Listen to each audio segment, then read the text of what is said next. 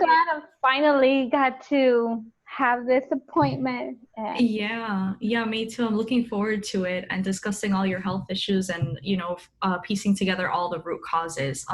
So yeah, I just want to say thank you for your patience. It's been a little crazy over here today, but yeah, I'm really excited for this. So, great. uh, I like to start off this call by asking people like, how is it that you found out about myself and about, this Um, detox thing? After logging into Dr. Morse, I do a lot of Google search. Yeah. So I wanted somebody to read my iris, and Hmm. I don't know. I think I Googled it, and people that have gone through Dr. Moore's.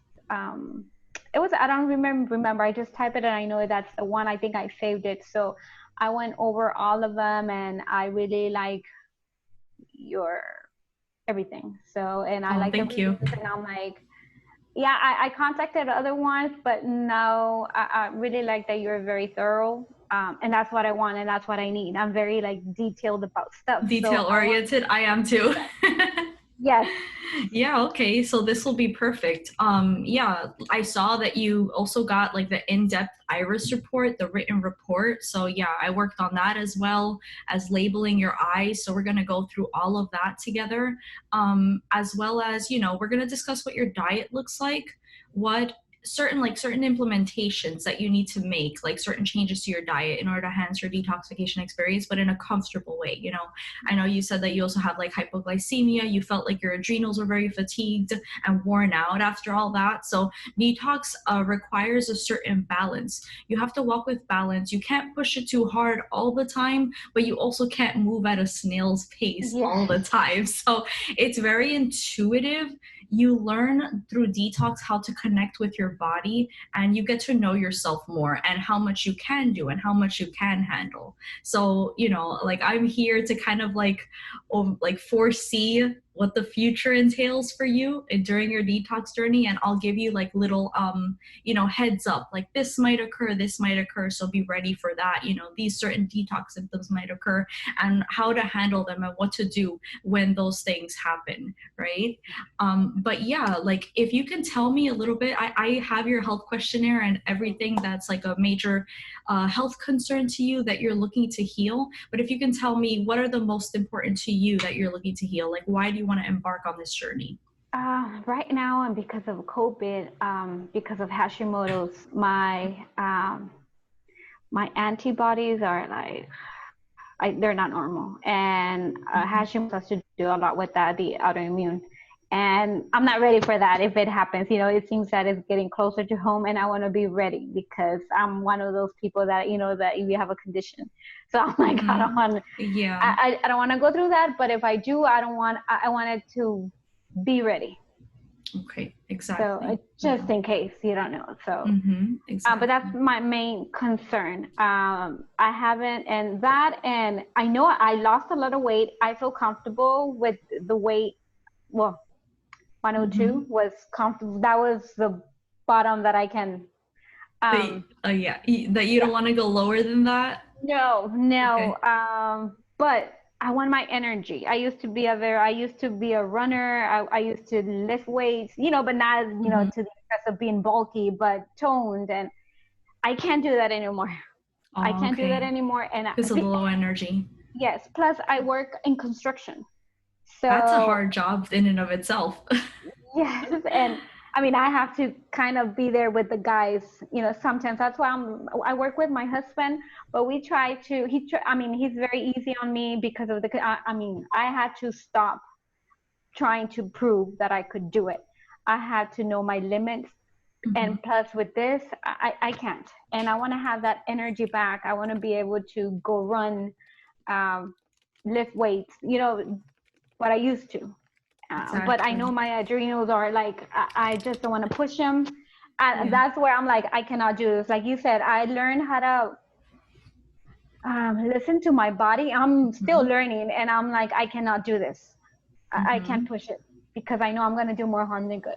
Exactly. It's about self-care and self-love and not needing to like prove anything to the world or to the people around you. Like, because I've known of people like, you know, our clients that come to us, some of them push themselves to the limit with like trying to train their body, tone their body, like taking protein powders and hitting the gym 7 days a week for like 3 hours a day, having personal trainers, and they end up being bedridden and so fatigued that they can't even like take a shower or you know, get dressed for the morning. It's really, really insane. But yeah, like chronic adrenals, it's like a huge major issue in this society. And I would say like 8 out of 10 people that come to us, I see in their eyes chronic adrenals. And this is why people are so obsessed with drinking coffee and energy drinks and even the foods that we are used to eating, like food that's over salted or even, you know, meat products, they have adrenaline, hormones, steroids in them that give us like this false sense of energy. And over time, what happens is that our adrenal glands begin to crash even more and more, because whatever, like whenever you take something that's in the form of a hormone, and I know you said that you're on Synthroid, right? For your thyroid, whenever you take something that your body should be producing on its own, your gland becomes weaker and weaker and weaker over time, more dependent on it, because that's how the body works. If you take something that it should be producing on its own, it becomes very lazy. And it's like, well, why should I produce it? Right? If you're giving it to me. So that's what we're looking for doing, like trying to get you off of this, you know, synthetic Synthroid and working with the herbs in order to enhance the function of your different glands and organs so that you can get that energy. So your adrenals play a major role in your low energy, but at the same time, your thyroid, pituitary, hypothalamus gland, they're all working together in conjunction in order to give you energy and metabolism and, you know, a strong immune system, all those things, motivation, desires, all that is connected to those glands. So, you know, looking at your eyes, I didn't particularly see a huge thyroid gland weakness, which is a pretty good thing, pretty good news. But what you do have working against you and why you have or were labeled with Hashimoto's is that you have a pituitary gland weakness that is very majorly chronic or degenerative. I'm trying to recollect my memory. I think maybe in an email or maybe in the health questionnaire, you said that you have had your eyes read in the past, but not that thorough. Yeah, no, it was just, I think she wasn't knowledgeable and she just gave me, like a little summary. Yes, it was just something, but it's not the same. So I want, yeah, but it was just that the only main reason that the biggest thing that she said that my see the memory it's okay, it's like, okay. I have it and I can't recall, I mean I can't say it. Okay, you tell me. Yeah, but essentially it's really your pituitary gland and hypothalamus gland that are genetically weak. This has been running genetically in your family, and I can tell because that particular lesion in the eye, you know, like when I look at the eyes, you can see all the different weaknesses, like they look like lines or lacunas or dark spots, right? I don't know how much about iridology you know. Have you watched our videos? No, okay. I would like to just, I mean, I think this is all amazing how the body works. So. Okay. Yeah. Okay. Yeah. Look at the iris videos. I've made a lot of them, and each of them are like running close to an hour each. I just can't shut up about iridology. But anyways, I can tell that it's a genetic weakness because it's stemming from like the center of the eye, coming from the pupil and the colon and going up into the upper head region in the upper section of the iris. So it's definitely genetic, and we can tell when people have a genetic pituitary gland weakness, not only with what we see in the eyes, very dark and black, that line, but also in your height. So you're 4'11", right? The pituitary gland controls the growth during your growing years. And so if it's very weak, people tend to be shorter, you know, have stunted growth. At the same time, it also controls the female menstrual cycle and bleeding. You've also had issues with that as well. So all signs are pointing to this pituitary gland. And actually, a lot of doctors, like to diagnose Hashimoto's, I don't know what type of test that you were given, with whether it was antibody or TSH, T3, T4 test, if you could tell me. All of them. I did that thorough. Okay. Yeah, because before this, I was doing I met this, the Google, because nobody could tell me. The doctors were like, I felt that there was something wrong with me. And the bleeding, like you said, I started bleeding in between periods more than normal. And it got to a point that I'm like, this is not normal. And they told me, well, there's nothing. They did exams and I'm like, everything is okay so far. But, sometimes they think it's all in your head. Oh, yeah. They'll blame it on that because they can't find anything in their tests. Yes, and I'll say you're perfectly healthy. Mm-hmm. And I'm tired of that. I got tired of that, so I changed my diet, and it became a little better. But when I did this diet, wow, the pain! It from 1 month to another one, I saw a big difference. But now I stopped eating well and all that, and now it's coming back. So yeah, what would be a good idea is if you sent me that lab work, like to my email, just so I can have it in your records. That way in the future, if you ever do like a retesting, we can compare numbers and see the differences. So that would be a good idea. Okay. But anyways, like my point into that was pretty much doctors, they still don't understand that TSH is produced by the pituitary gland. For some odd reason, a lot of doctors, when they see TSH numbers are really high, then they automatically assume, there's something wrong with the thyroid. They don't turn to the pituitary. So this is what we often see is we see low T3, low T4, and high TSH. This is like 90% of all Hashimoto's cases. Okay. And if that's the case for you, it's always pointing to pituitary because if the thyroid is low, the pituitary goes in overdrive trying to produce a lot of TSH to perk up that thyroid. So that's like a good indicator in the blood work. But more accurate than blood work is actually a basal temperature test, because blood work can change. It can go up and down, up and down. So sometimes it's not the best accurate measure. People can portray Hashimoto type symptoms and their blood work can show normal. So it's not the best indication. So have you done like the basal temperature test before? Yeah, with a basal thermometer? Yes. Okay, I think I sent you those. Yeah, I got them. Yeah. 96, low 96, right? Very low. So normal basal temperature should be between 97.8 Fahrenheit through 98.2 Fahrenheit. During your detox, that's what you want to monitor. I'd say check your basal temperature. You can check it once a month, twice a month to track your progress. But essentially, the more we go after your glands, your pituitary and hypothalamus, then you're going to start to see those numbers climbing back up again. Because low 96s is chronic hypothyroid. And, I would even say low 97s, people still feel low energy and fatigue. So you want to climb up to 97.5, as close as to 97.8 as possible. And as you start to climb up, you'll start to notice that you start to sweat more as well, because you have very low sweating ability. I could see that in your eyes because you have a very dark, thick skin ring. And in iridology, if you have like this dark, thick skin ring around the circumference of your eyes, it means that you haven't been sweating for a long time, and your body has been like creating this barrier and not letting acids being like sweat out of your body. So you have that channel of elimination closed off, which, brings us to the kidneys. The skin is the body's third kidney. If your kidneys are already struggling, which they are, you haven't been filtering, you have chronic lymphatic congestion throughout your body. That's why you have muscle cramping. That's why you have like mucus in your eyes and dandruff. Those are all signs that lymphatic sewage is seeping out of your body. So then the body turns to the skin to try and eliminate it. Oh, but you're not sweating. You're not sweating fast enough. So acids are further locked in. These acids and congestion and mucus, through the lymphatic system, I'm sure you know about the lymphatic system, right?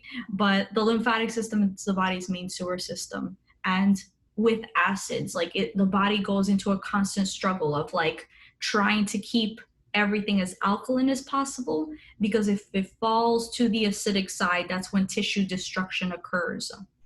So something else that I saw in your eyes too was a lot of cholesterol plaquing around your eyes. Even though you may not have elevated cholesterol levels, people can still have cholesterol plaquing seen in the eyes. Oh. So what that's pointing to is your body is turning to cholesterol to try and fight these acids inside, since your kidneys have not been able to filter, because cholesterol is the body's main antacid. Its job is to buffer acids. Yeah, your body has this sort of inner mechanism, for emergency purposes. So it'll use water, when people have edema or water retention, it'll use water to buffer acids to try and protect the tissue, or it'll use cholesterol plaquing to try and protect tissue as well, or it'll use calcium. And then people start to leach calcium, their connective tissue gets weaker, their bones get weaker, they can get calcium deposits as well. So what your body is using mainly is cholesterol plaquing. This cholesterol plaquing is obviously causing poor circulation throughout your body as well, especially in the upper head region. I see a violet hue on top of the iris. That's pointing to poor circulation up there. And obviously, the poor circulation, the tissue integrity needs a good blood flow, good nerve flow, good lymph flow, the main flows of the body. And if it's struggling with any of those flows, tissue starts to decay. It needs proper nutrition. So that's what we're going to go after.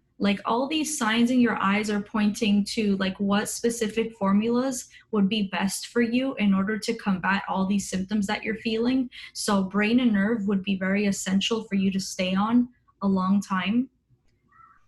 You also have nerve rings going around, you're holding onto a lot of stress and tension in your body. That's tied to the adrenal glands. Adrenal formula would be fantastic as well.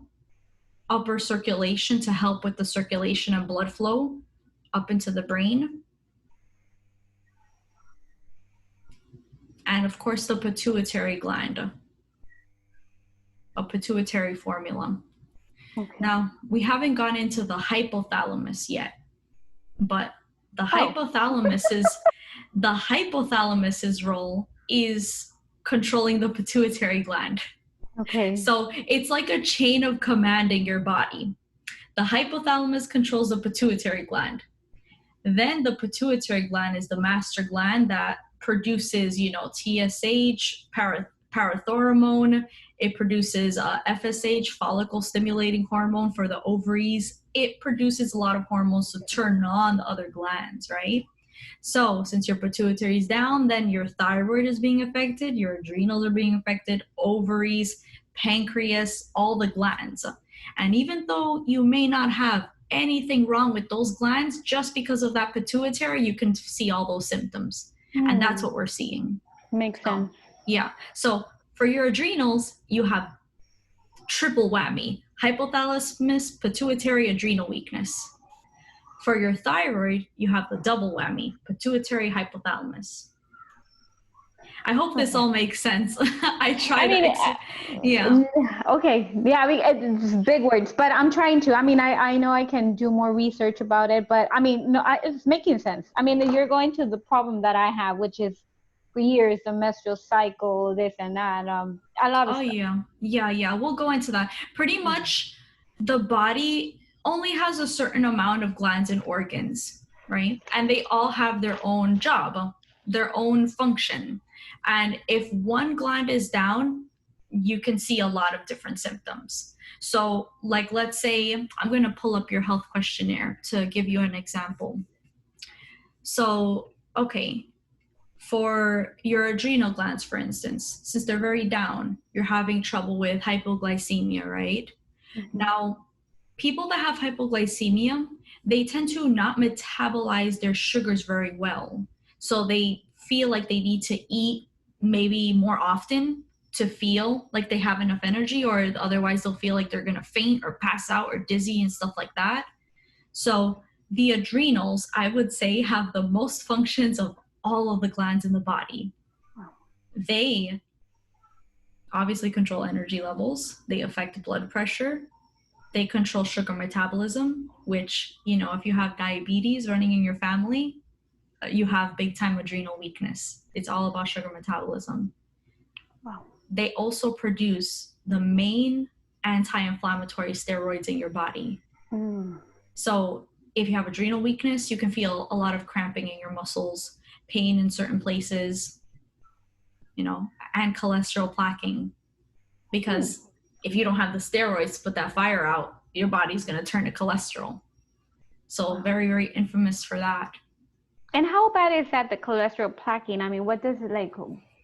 It looks, I don't understand. like in the eye, it looks like this milky white around the eye. I've seen worse, you know, it's not like super, super bad, but I can say this much. People that have adrenal weakness, they tend to have this cholesterol plaquing. People that have eaten meat throughout their life, you know, meat has cholesterol. They can tend to plaque cholesterol as well.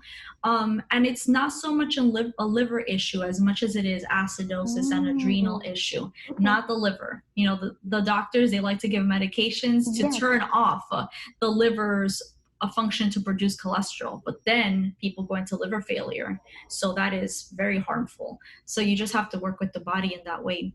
But okay, so that's your main health complaint, is the low energy. And let's see what else you have going on here. Okay, so if you can tell me, how often do you feel like you have to eat throughout the day? How does that affect you with the hypoglycemia? I think I have to do every 3 hours. 2 I mean, hours? it's yes, because either I don't eat a lot because I'm full already and I don't want to force myself to eat more. But I know I'm going to be hungry like in an hour and a half or two. So I have to be, And I know prepared. the carbs help. Yeah, I had to go back into the carbs. That's why I left the eating, I think, for a month and a half or two. And I already gained 10, 12 pounds. I gained it back immediately. But it keeps me with that energy that I need, because I feel that I need to be eating carbs in order at least to survive, or, you know, throughout the day. And I know carbs are not good. I mean, to that point that I want to eat good carbs. But I was like, they're not enough. They go really fast. The good carbs is like, no, I need to eating something more dense. That's how I feel. Yeah. Well, you know, what it sounds to me like you're experiencing is also probably some fungal issues, because fungus in the body makes you crave complex starches, complex carbs, like bread and rice and pasta and potatoes. You know, those are the complex carbs. But with that, the more you eat it, the more fungus tends to grow in your body. And then it can give rise to itching and rashes and moles in your body. So those are signs of fungus overload. At the same time, fungus can also cause fatigue in the body. There's many different root causes to fatigue, but definitely hypothalamus and pituitary is going to be the main one that I see here. But the best way for you to get a handle on the cravings and control them, and you'll see, like right now, it seems like you have to eat every 2 hours, otherwise you don't feel like yourself. But you transition slowly into the raw foods, right? So if you start with like level 1, you have fruit for breakfast, then for lunchtime, you can either have fruit or a salad. And then at nighttime, you can save nighttime for like having that cooked veggie meal, cooked vegan meal with a side salad. That's a good place to start in order to transition. And, you know, you're free to eat however often you want on detox or raw diet. It's very open. We don't count calories. Every person's needs are different because some people have like malabsorption issues where they're having trouble absorbing the full nutrition from their foods, and they can tend to lose weight very fast when they go from complex foods to raw foods. Think of it this way: when you go on the raw diet, your body strips itself to the bare minimum. It's trying to get rid of tissue that was created on an acidic ground, because you can't rebuild the body on a shaky ground. You can't build clean, healthy tissue on top of acidic tissue. It doesn't work like that, right?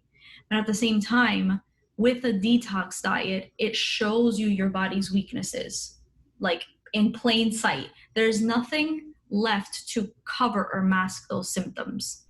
Like if you were to eat other foods like the carbohydrates, where you feel like, oh, I'm not that fatigued, I can handle it, right? But you take away those stimulating foods, you feel your adrenals and your other glands, you feel that. So that's why with the detox diet, it's like equally important. The diet is very important, but especially for people with these chronic weaknesses like yourself, certain formulas would help with that. So for instance, we talked about the fungal problems, right? Parasite M can help, bring down those fungal levels in your body, will help you to stop craving these complex carbohydrates, right? And then, you have your adrenal formula, you have all your gland formulas, because like I said, it can be very difficult. You can feel fatigued because you're not eating anything stimulating with the raw foods. It's just pure and simple ingredients, right?